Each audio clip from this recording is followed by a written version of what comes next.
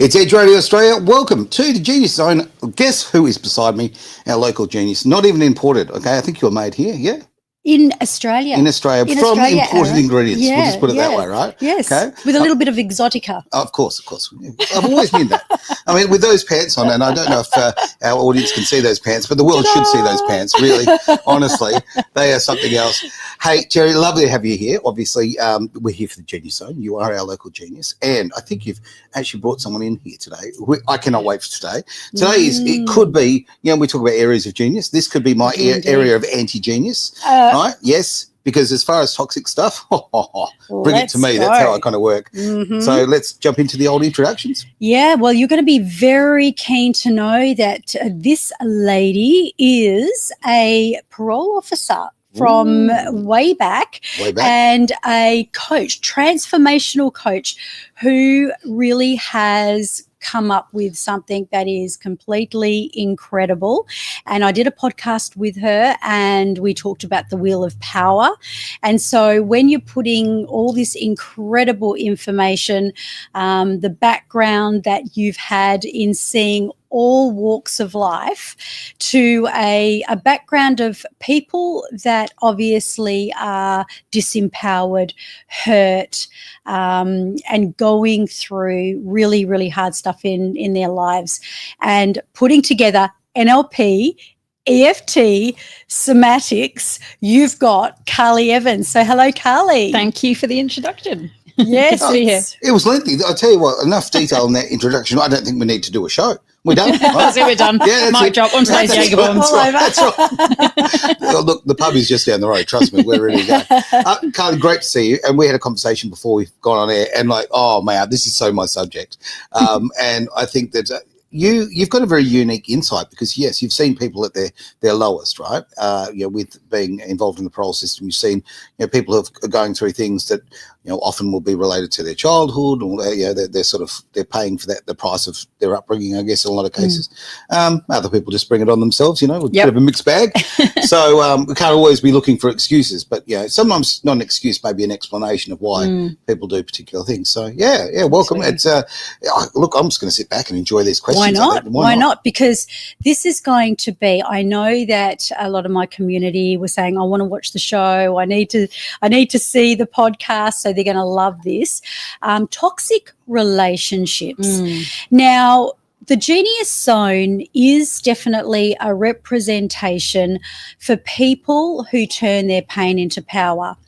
And, that's what it's all about. The story becomes their glory. So obviously you became a corrections officer, you are now a transformational coach, and you specialize in toxic relationships with the secret ingredient being, would you like to talk about that?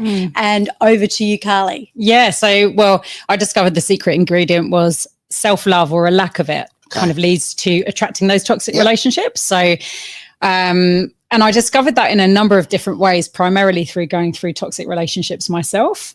I feel like the word toxic is kind of bandied about a bit too much these days. It's very overused. Aaron, we were talking about the word narcissist is also quite overused these days as well.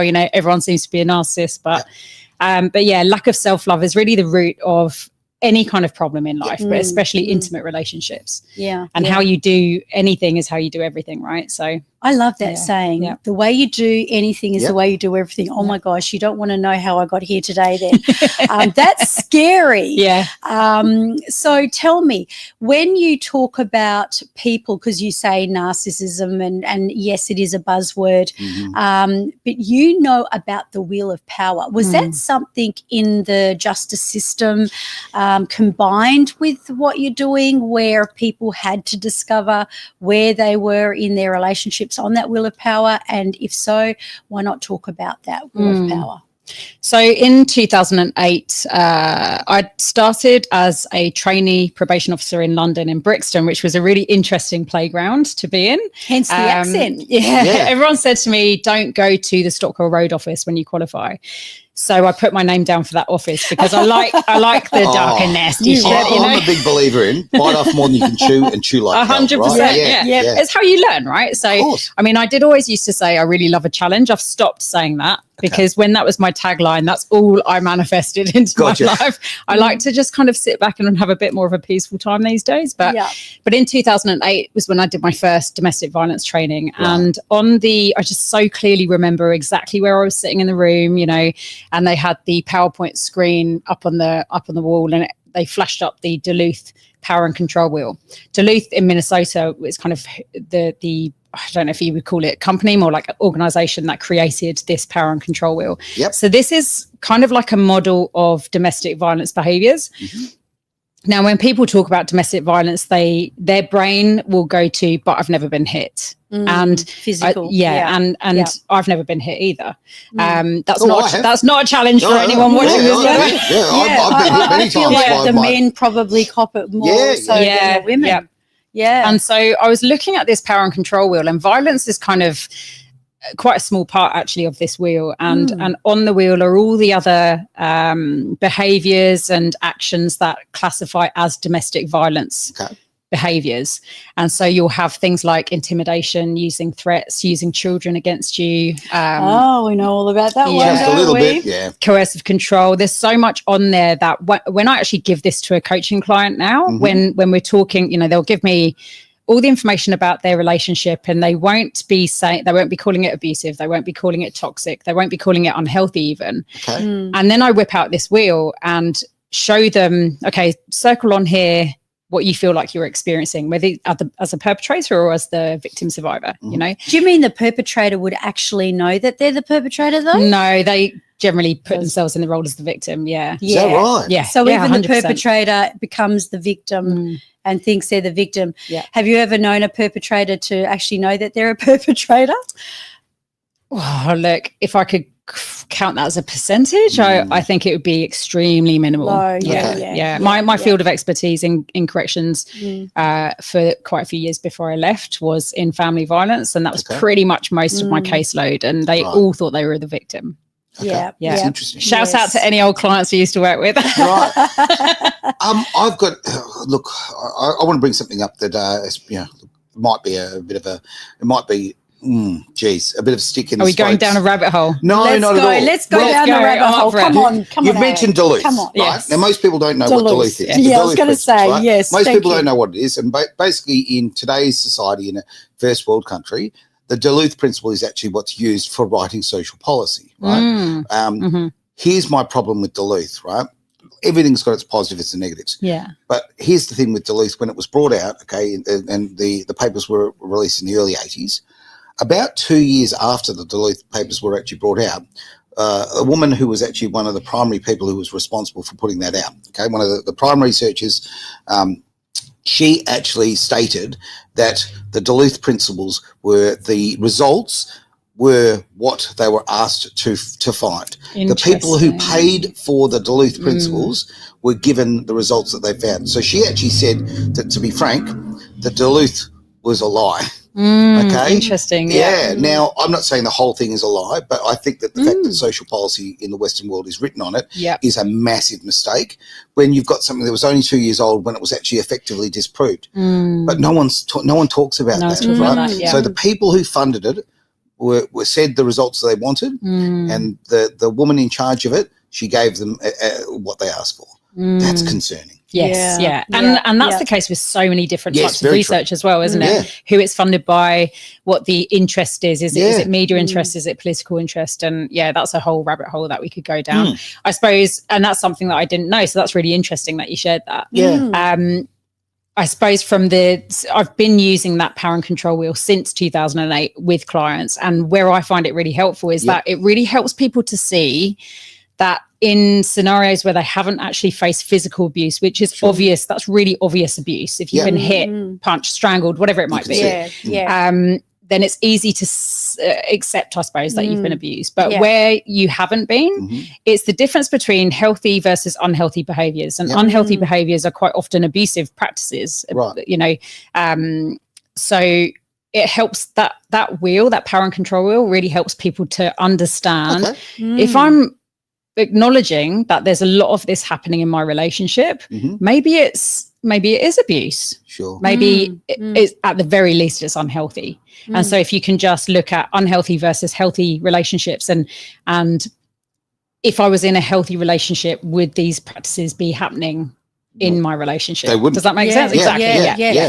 So what happens in the instance where a person's been like yourself, going from person to person and experiencing really toxic relationships, because that seems to be a bit of a thing, right? So 100%. where people do, and when I look back, I really feel like I was very fortunate actually, because it was I've been very, very fortunate, touch wood, on that. But then when I was thinking about it, actually no, because when I was a teenager, I had some really, really terrible will of power. I probably would have ticked every single box. But the question I have for you is, how do you prevent that? Like, you obviously went through this yourself, and now being in the genius zone, what did you do to avoid repeating that pattern? Have you got your ears in? I'm ready. I'm ready. Well, now, let me just get a notepad and start writing this down. I'll be watching this one back, trust me. I was going to say, it's being recorded, doesn't it? Yeah. Look, even despite seeing that wheel in 2008 and realizing that I was in that kind of relationship, even though I wasn't being hit, I was still in that relationship for the next couple of years. Yeah. So I would say that all my long-term serious relationships between the ages of 17 and 38 were all unhealthy. They were all abusive. And I could have circled a lot of things on that power and control wheel. And as we were discussing on the podcast interview as well, there were times when I stepped into that perpetrator role as well, in terms of my language and my behaviors, because when you go through that as a victim survivor, at some point after a few years, that it really changes you. So you also become not your best self. And everyone's emitting this kind of wavelength, like the term, you attract people on your wavelength. Your wavelength changes, then what you attract back changes as well. So I hit 38 and I had like another failed relationship where I because I was nearing my 40s, I just thought, am I going to get this right at some point? Like, it was really concerning to me that I was a coach, I was a parole officer in the field of domestic abuse, and it's very common though, and so I had all the knowledge, right? But I still kept attracting. I said to Aaron, I had a fuckwit magnet tattoo on my forehead, and I literally was tearing my hair out, going, "Where does this come from?" All my psychology related training will tell me that this has to come from childhood, but all I remembered was a healthy, happy, loving family. I've got an amazing family. They're really, really awesome. And all I remember is feeling loved, and still do, by them. And so I had to really take stock of what were the themes that were showing up in my own life, and how did I not see the signs before I'd caught feelings for someone? Because once I'm in, I'm completely invested in a relationship, and it takes a lot for me to back out of that.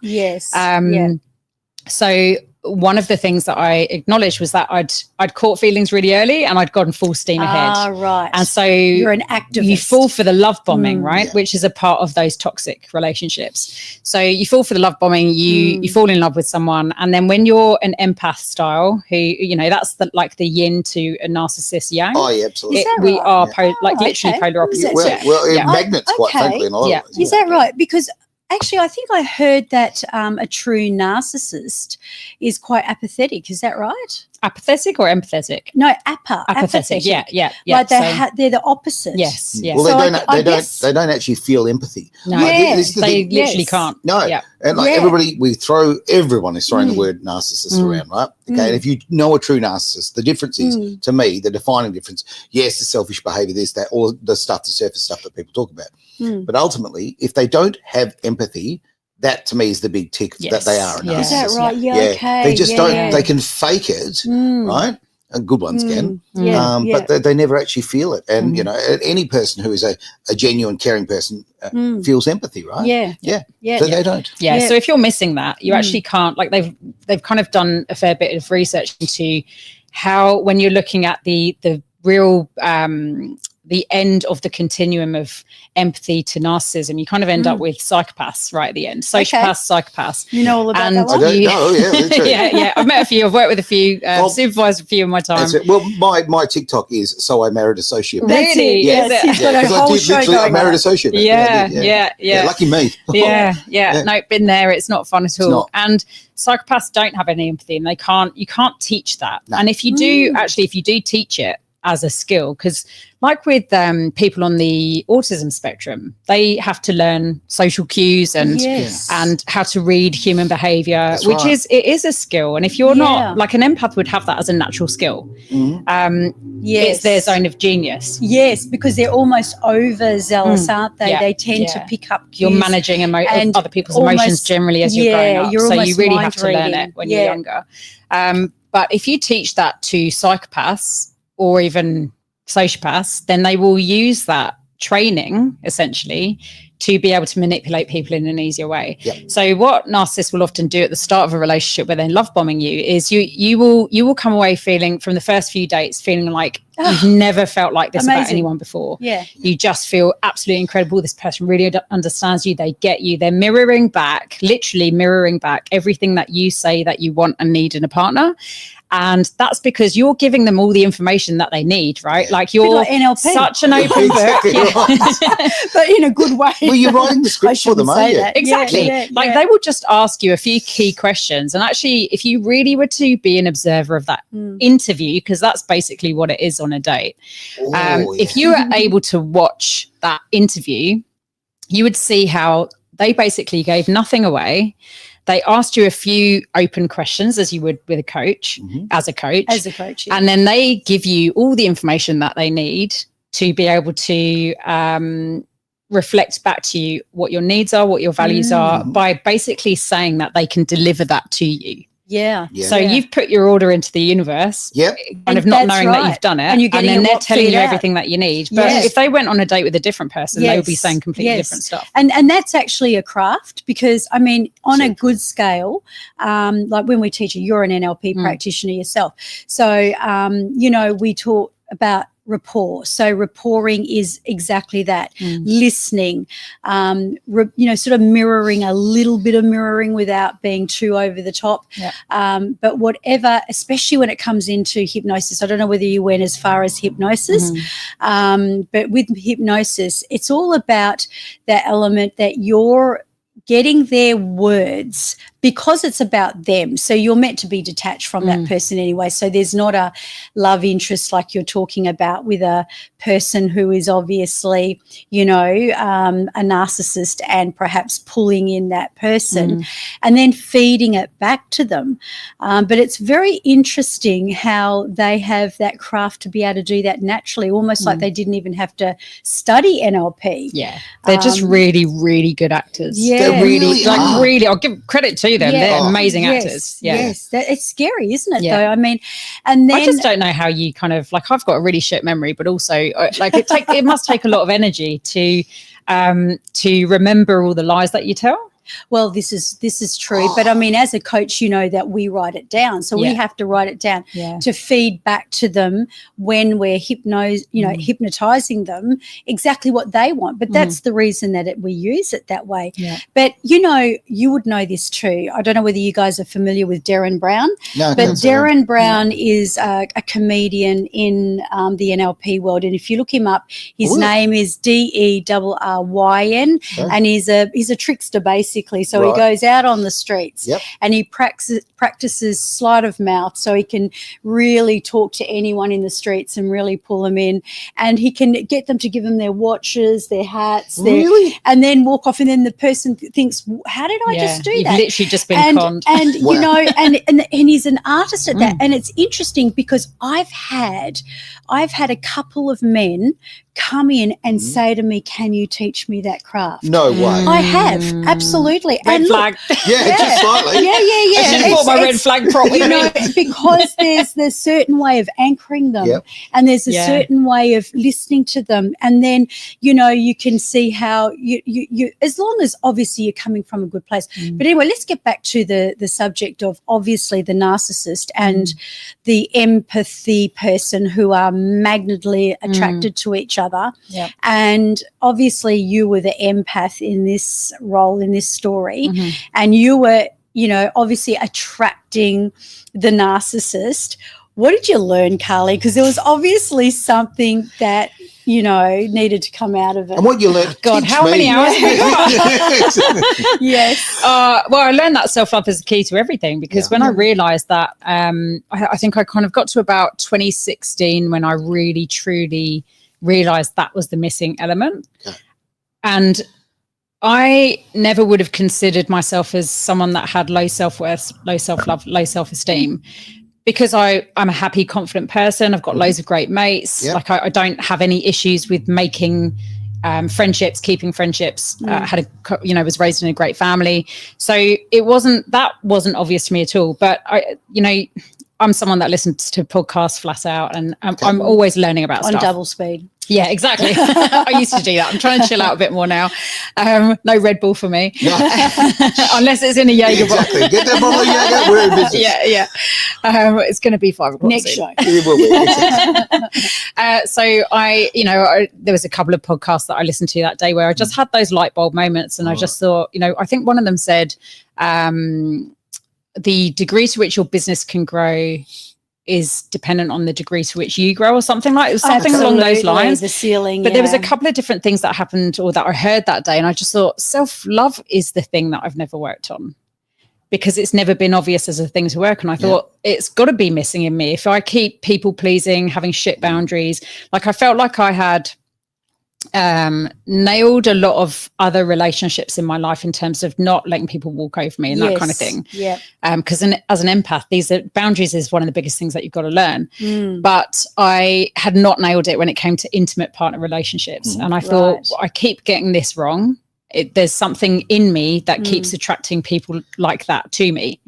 And so that was the journey of discovery that I had to go on. And then I realized that self-love's really at the root of everything. Like if you're in a job that you hate and you're not going to leave it, it's because you don't love yourself enough to leave, or to trust yourself that you've got it, you know? That's a good point. If you're in any situation that you're putting up with, it's a boundary problem most of the time. It's a people-pleasing thing sometimes. It's not loving yourself enough to leave that situation. I could not agree more. Honestly, the boundary's the big thing, right? For me, I'm quite an empathic person. So, I just let that boundary go all the time and let people cross it. What boundary? What boundary? Right. This is an open door. There's room for everyone, right? But it's interesting, though, that you made a distinction. We're clearly very alike in a lot of ways, because I can set boundaries in a lot of, like, in a business relationship to a degree, or even though I'm pretty bad at that as well, but never mind. But in so many aspects of my life, I can set things where they need to be.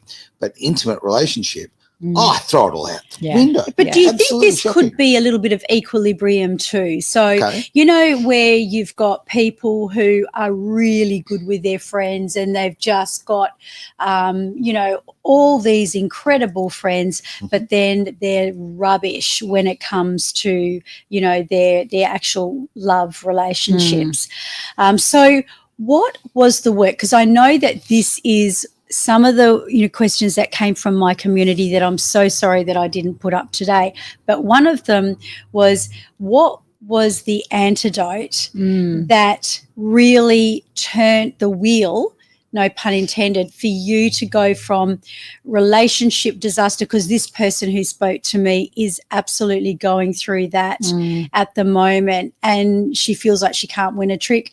And then she feels like she's met Mr. Right, and suddenly she discovers that, underneath all of that is exactly what was going on. But from where I'm standing, it is devastating. So big hugs to that person. Yeah, I really know how that feels. Yeah, but from a healing side of things, so I'll let you, talk about the practical side.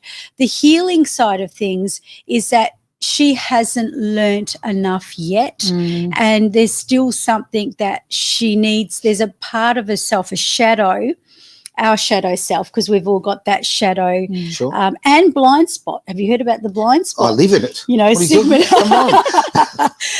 the Sigmund Freud thing. Yeah. So where you are still requiring to be taught something, like the student that can't really get their driver's license until they've learnt the proper way to drive a car. Yeah. If you cannot manage money properly, you won't have a lot of money. Sure.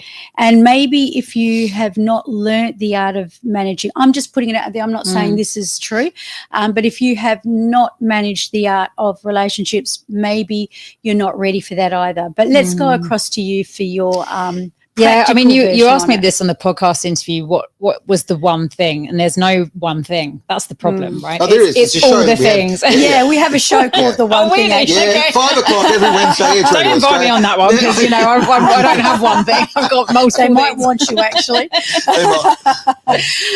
So, yeah, there is no one thing. It's a series of just constantly doing the work on yourself and having those mindfulness practices where you're actually really tuning into, and that's one of the biggest things, is really tuning into, does this feel like a yes or a no for me?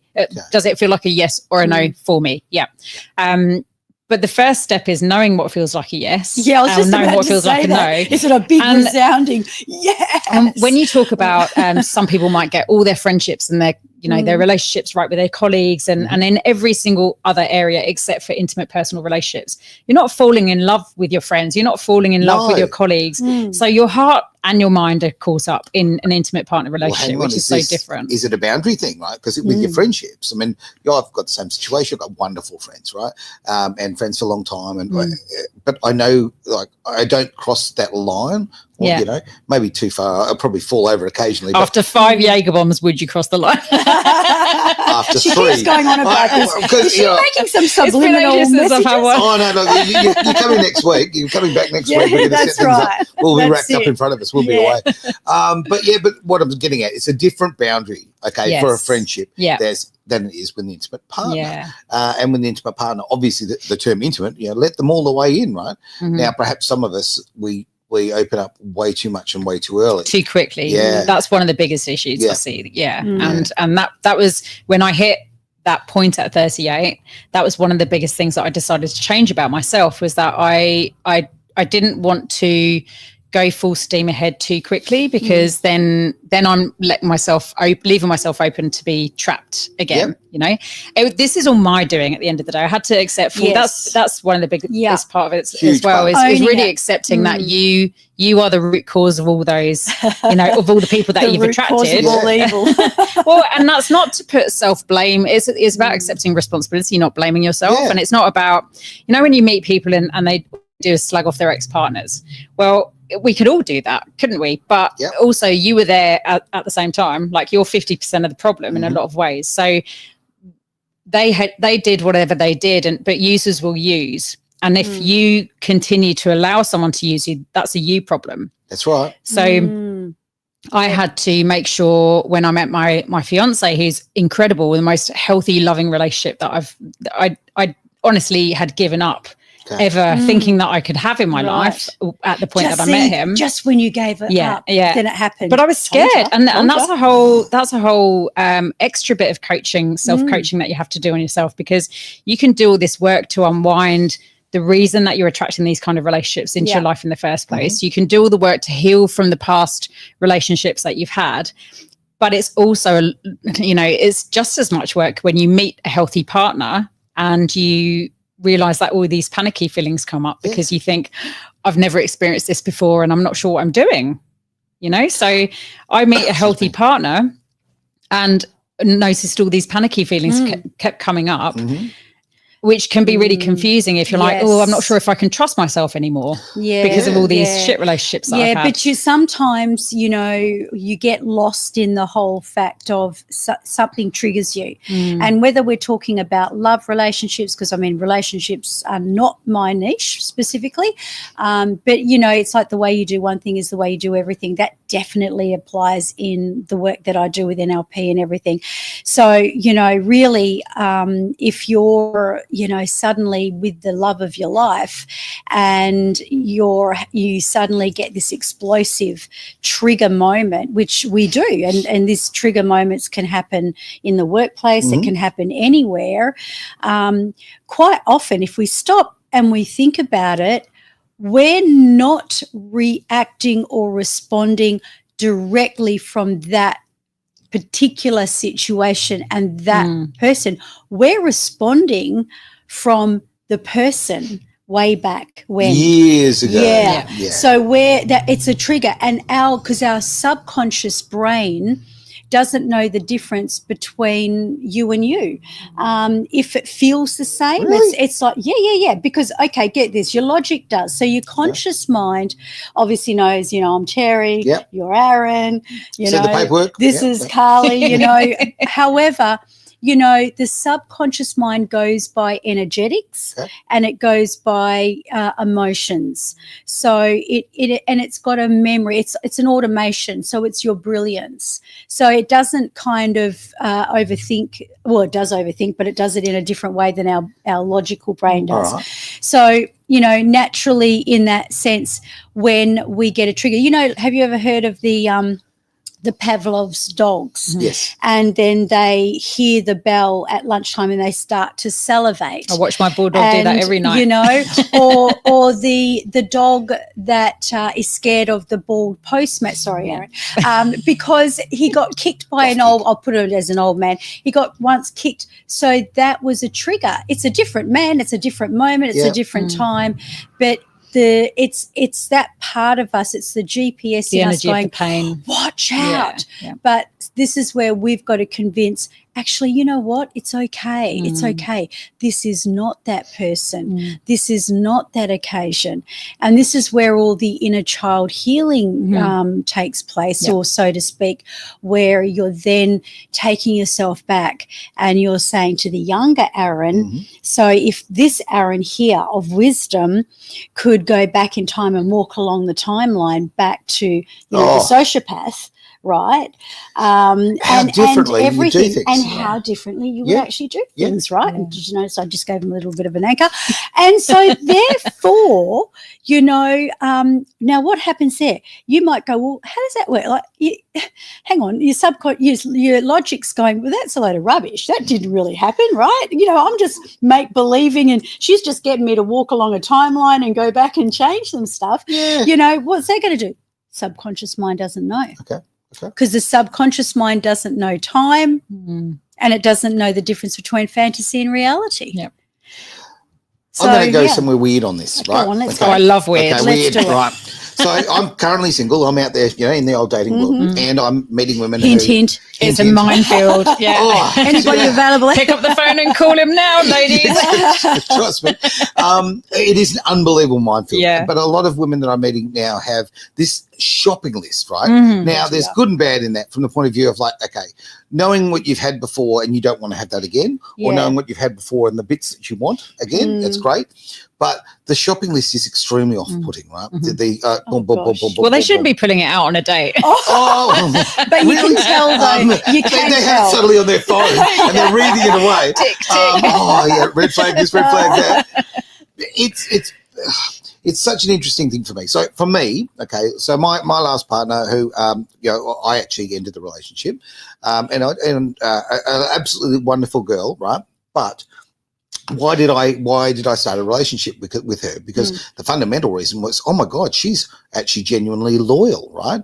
Now, I'd never experienced loyalty before. So I'm like, loyalty. So you crave it. Yeah. Now I wanted that. Now, okay, wanting that one thing off the list meant I just, the other bits, I don't know those bits. You overlook them. Yeah. And it wasn't that she was a bad person. She's an absolutely wonderful person. Yeah. But she wasn't my person, right? Yeah.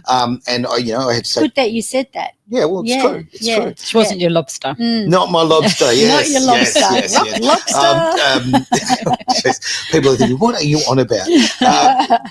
Peterson, obviously. Yeah, Jordan Peterson. I haven't read the book, by the way. But nor have I. Yeah, there you go. But it's an interesting thing. But yeah, so what I'm kind of strangely getting at is we get focused on these things that we want or we don't want. And that becomes the be-all and end-all.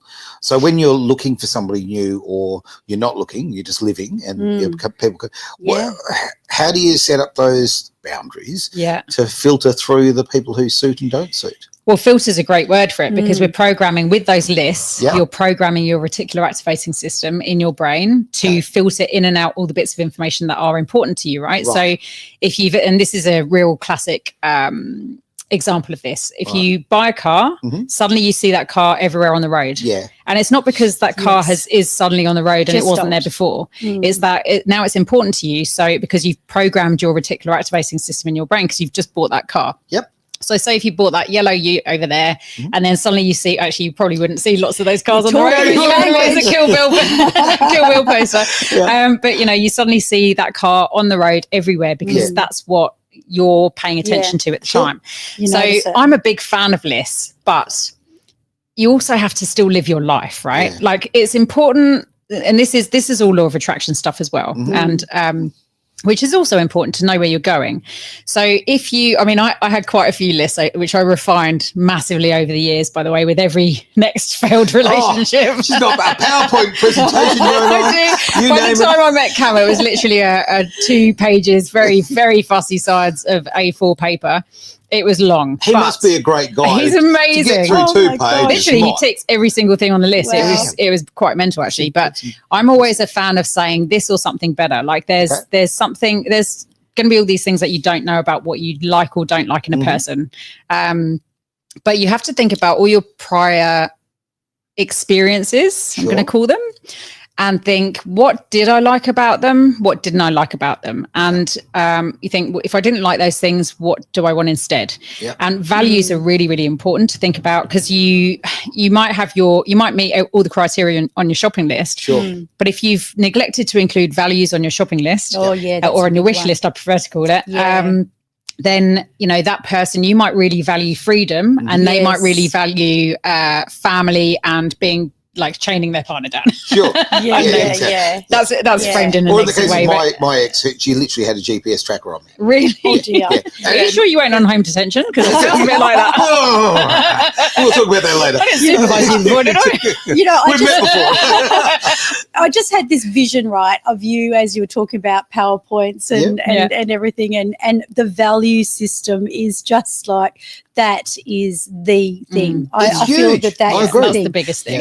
It's but what people don't write that on their shopping list. What is important, and I had this was a humorous, tongue-in-cheek vision that how us coaches will do a masterclass and we'll do a launch, and what we do is we have slideshows. Sure. So we put up beautiful PowerPoints going, and this is what you're going to get, and then you're going to get this, and then you're going to get that. But wait, there's more. You're going to absolutely, and you're going to love this. Wait till you see that. I have a new dating strategy. What I'm going to do, I'm going to invite a lot of women here. Oh, he's caught it. I'm going to put a big screen up and I'm going to do a PowerPoint. Oh, this is what I'm after. My vision. Oh my gosh, it's contagious. Well, we already had you. I'm although once a wife, right? Do that. Yeah, but you could. I'm teasing. We could do a launch, and we could put it out there. We'll launch your love life. Oh my God, isn't that a great name for a program? And we can actually have you up on the screen and talk about your life, and then people have to apply for it, and then they have to come on to a. I won the prize. It's a shitty competition. Let's be honest. Come on. It was, as I said, sorry, a little bit of humour doesn't go astray on radio. I love humour, especially dark humour. Yeah, got to have a smile on your face, right? Yeah, absolutely. And if you don't laugh, you cry. Okay? We're joking about these. We're talking about toxic relationships and horrible things, domestic violence, and these are horrible experiences. But if you, and I don't want to negate those, but if you don't put a smile on your face, if you don't actually turn the old frown upside down, if you don't, in my attitude to life is, I've got an absolute, determination that a negative must be turned into a positive. So if it hurt a learning experience. Damn straight. Yeah. So if it hurt me a lot, I've got to counteract that with something that brings me a lot of joy. Yeah. That's so and I've never met a really amazing person that hasn't gone through loads of hectic things in their life, right? Yes, it's character building. Absolutely. It's the diamond and the cutting and the rough diamond and all that stuff. So okay, I've got a deeper question for you, and I know that this one is definitely one for the community because it was supposed to be up on the show notes today. And that is, what on earth is NLP, EFT and somatics put together? Can you explain what that is and how that can benefit all of our listeners and viewers, that it's going to expand and move into thousands, isn't it? Millions of viewers and listeners. Gazillions. So let's have a really good, perhaps now, I can sort of frame it. by saying, well, neuro-linguistic programming, you know, where we're reframing the mind, where we do it through all these, you know, incredible kind of modalities and perceptual shifts, as opposed to tapping. EFT, I am not going to meet the wrong person. Okay, so, and then somatics. Apart from the fact that you look like a bit of a loony. Thanks, Naz. Okay, so over to you. So how does that work? How do those three work? So there's an amazing technique that I learned through very dear friends of mine in New Zealand called quantum freedom therapy. So they actually, Devi and Siddhanta Ananda, they created this technique in New Zealand.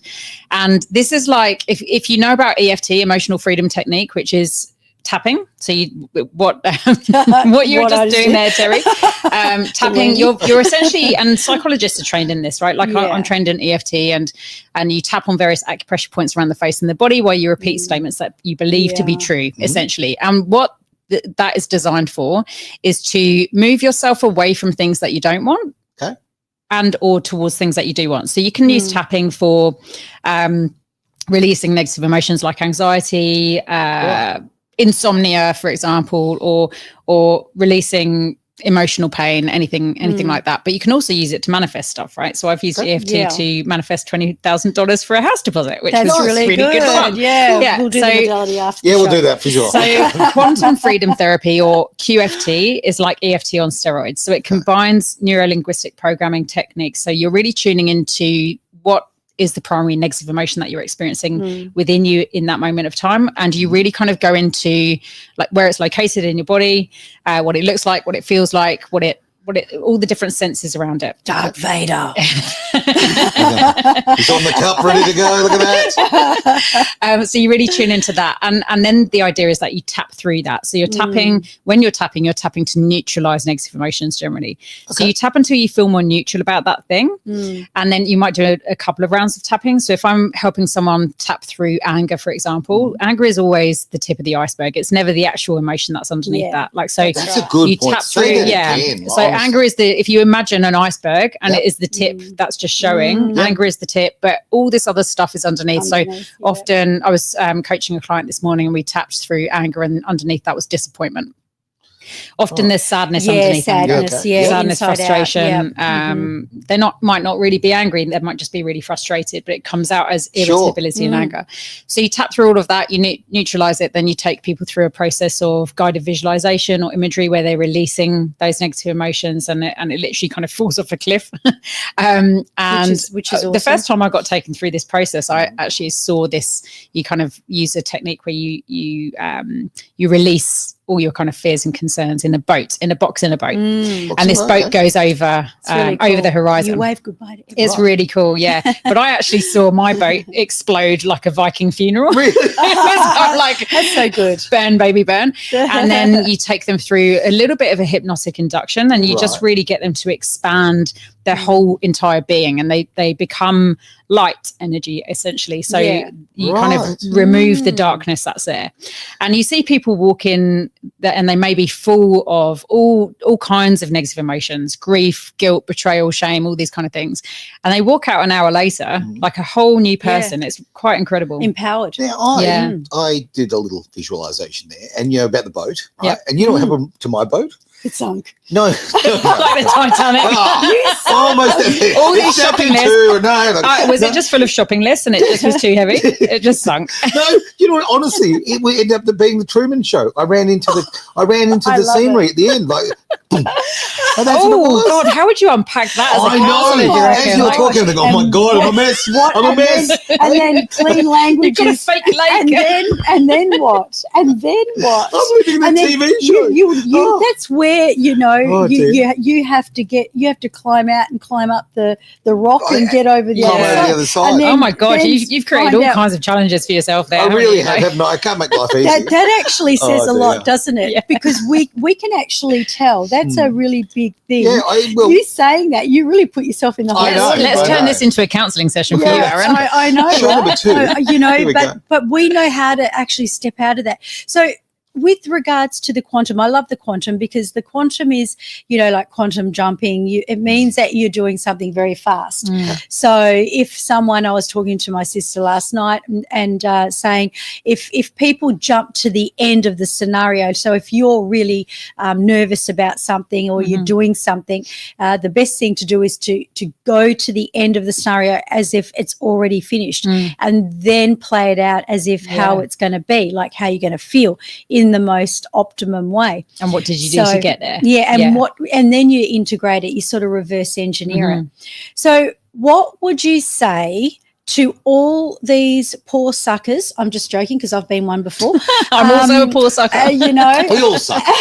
Let's be honest. Right? What would you say to all of these people who are, constantly running into this element, and can you speak into the lives of those that really need Carly's voice at the moment, especially about the expression of love, and maybe even just a little tip that you can give them about bringing that into their life? Because like you said, you thought you had it all, and yet you discovered that you didn't, and that kind of revealed itself through, what actually happened to you. So what would you say to that person out there?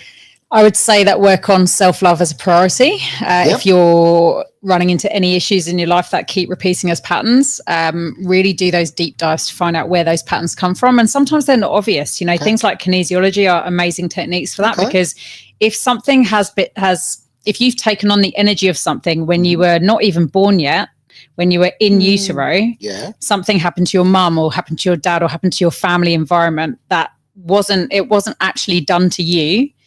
How are you going to have that as a memory? You're not. No. I don't know about you, but I can't remember very much at all pre 7 years old.